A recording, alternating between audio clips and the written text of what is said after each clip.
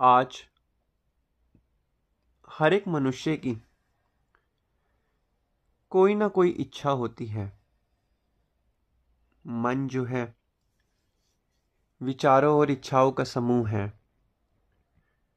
किसी मनुष्य के पास जब पैदल होता है वो, तो उसकी इच्छा होती है कि मुझे साइकिल मिल जाए। जिसके पास साइकिल होती है तो उसकी इच्छा होती है कि मुझे मोटर बाइक मिल जाए। जिसको मोटर बाइक मिलती है तो उसकी इच्छा होती है मुझे कार मिल जाए। जिसके पास कार होती है उसको इच्छा होती है कि मुझे थोड़ी और अच्छी कार मिल जाए। जिसको थोड़ी और अच्छी कार होती है उसको इच्छा होती है कि मुझे और अच्छी और महंगी वाली बढ़िया कार मिल जाए। फिर जिसको बढ़िया वाली महंगी कार होती है फिर उसकी इच्छा होती है कि मुझे बहुत बड़ा मकान मिल जाए। जिसको मकान मिल जाता है उसकी इच्छा होती है मुझे बहुत बड़ा जो है बंगला मिल जाए। बंगला मिलने के बाद उसकी इच्छा होती है मुझे संसार में जो है नाम रुतबा प्राप्त हो। जिसको नाम रुतबा प्राप्त होता है तो उसकी इच्छा होती है कि इस दुनिया का मैं सबसे अमीर इंसान बन जाऊं। तो ऐसे कर करके मनुष्य की जो है इच्छाओं का कभी खात्मा ना ही हुआ था, ना ही हुआ है और ना ही कभी होगा। आप पुराने इतिहास उठाकर देख लो, कभी भी मनुष्य का जो है इच्छाओं का खात्मा नहीं हुआ। और हर एक इच्छा के कारण मनुष्य दिन प्रतिदिन प्रयत्न करता जा रहा है, अपने मन के अंदर अशांति को बढ़ाता जा रहा है, जिस कारण मनुष्य आज सबसे दुखी है। और उसे दुखी होने का सबसे बड़ा कारण उसकी ये इच्छाएं। अब पता भी चल गया दुखी है, ये भी पता चल गया कि किस कारण दुखी है, तो तब भी फिर इन चीजों को कम नहीं करता। तब भी इच्छाओं को है सोचता ही रहता है। इच्छाएं सोचने से नहीं, करने से पूरी होती हैं। और मनुष्य को वक़्त के संतों महापुरुषों ने कहा है कि हमेशा शांति जो मिलेगी इस मनुष्य के संसार में, एक संतोष जीवन व्यतीत करके ही शांति मिलेगी। मनुष्य को हमेशा संतोषी होना चाहिए। संतोषी जीवन व्यतीत करने के बाद ही मनुष्य को शांति मिल सकती है। तो फिर कैसे मनुष्य ये एक्सपेक्ट कर सकता है, एक्सेप्ट करता है कि मुझे जो है शांति मिले, आनंद मिले, मेरा जीवन सुख और शांति से बीते, और मन के अंदर ढेरों नाना प्रकार की इच्छाओं को भरता रहता है। क्योंकि मन हमारा जो है एक मशीन की तरह चलता है।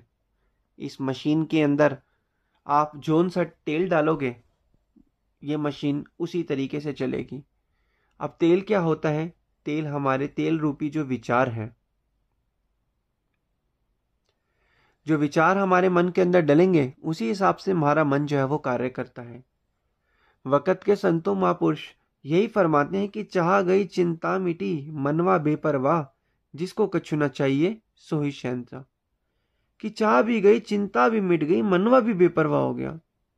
जिसको शांति किसे मिलती है? शहंशाह कौन है? जिसके पास सब कुछ है। अब मनुष्य अपने आप को शहंशाह बनाना चाहता है सभी इच्छाएं पूर्ण होने के बाद। लेकिन सभी इच्छाएं पूर्ण होने के बाद क्या गारंटी है कि मनुष्य शहंशाह बन गया है? मनुष्य तो शहंशाह बना ही नहीं गारंटी पूरी होने के बाद। क्या गारंटी है कि मनुष्य शहंशाह बन चुका है? शहंशाह हो कब होगा मनुष्य? जब वो अपनी इच्छाओं को खात्मा करेगा। ऐसा नहीं है, संत महापुरुष ये नहीं कहते कि आप कोई संसार में चीजें प्राप्त ना करो। संसार के अंदर चीजें अपने शारीरिक रूप से करो, शारीरिक रूप से कर्म करो। चीज के सोचने या ना सोचने से आपको चीज प्राप्त नहीं होगी। आपको पता है कि आपकी एक इच्छा है, चलो ठीक है, उस इच्छा को एक बारी सोचो और कर्म करो। लेकिन मनुष्य क्या है, कर्म कम करता है और इच्छाओं को ज्यादा अपने दिमाग के अंदर रखता है। और भक्ति किससे होती है? भक्ति होती है नाम सुमिरन से। और नाम सुमिरन जो हम नाम जपते हैं वो कौन सी किस चीज से जपा जाता है? इस पूरे शरीर में श्वासों से। श्वासों का कनेक्शन हमारा किससे? मन से। और मन ही भक्ति में लगता है। परमात्मा ने हमें जो मन दिया है भक्ति के लिए दिया है, क्योंकि मन जो है जो हमारा अवचेतन मन है, वही एक ऐसी चीज है जो हमारा जो है परमपिता परमात्मा से जो है एक रिलेशन जोड़ता है, कनेक्शन जोड़ता है, जिससे क्या कहते हैं, हमारे जो मन के अंदर जो है हमेशा शांति होती है और हमारा जीवन आनंद में होता है। और इस अवचेतन मन के कारण ही हम अपनी सुरती को, अपनी तवज्जो को वक़्त के संतों महापुरुषों ने जो हमें नाम दिए उससे जोड़ते हैं, जिससे हमारा ध्यान नाम सिमरन में लगता है।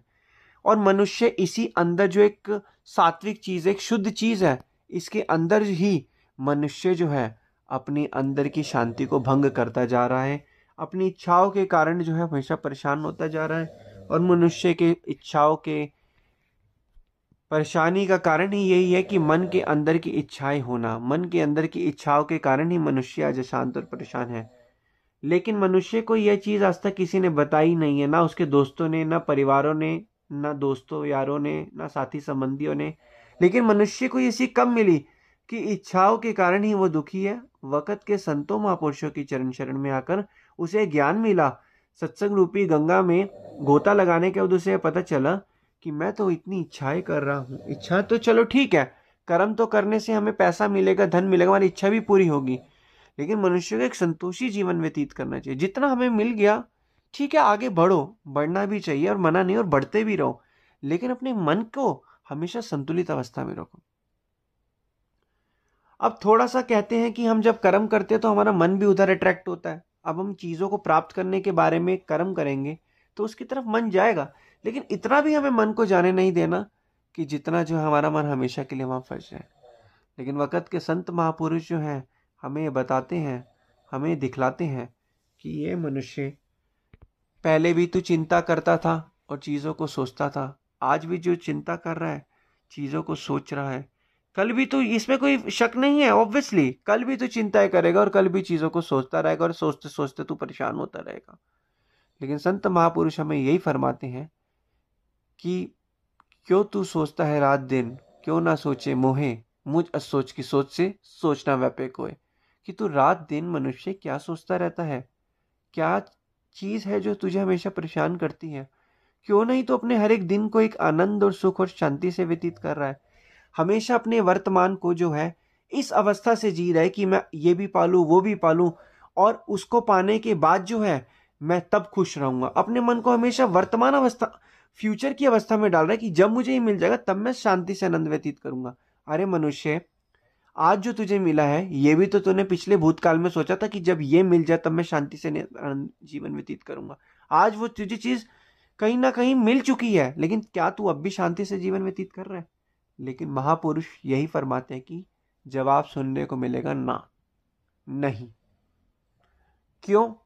क्योंकि हम जो है अपने मन के विचारों के अंदर फंस चुके हैं, दीमक की तरह हमें वो मन के विचार फंसा चुके हैं और हम उससे नहीं निकल पा रहे, और अंदर की विचारों की अवस्था जो हमें फंसा रही है हम उसको सच मान चुके हैं और एक थिंकिंग पैटर्न से अपने जीवन को व्यतीत कर रहे हैं।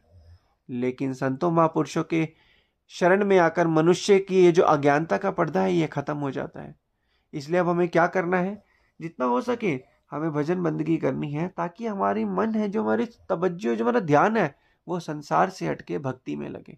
जितना हमारा मन भक्ति में लगेगा, संसार में लगेगा, संसार से हटेगा भक्ति में लगेगा, उतना हमारे मन के अंदर शांति होगी, इच्छाओं का नाश होगा। इच्छाएं जरूरी भी हैं, काम करना भी है, पैसा कमाना भी है, परिवार का पालन पोषण है जरूरी है, बच्चों की ट्यूशन फी भी देनी है, संसार के काम भी करने, घर का खर्चा भी चलाना है।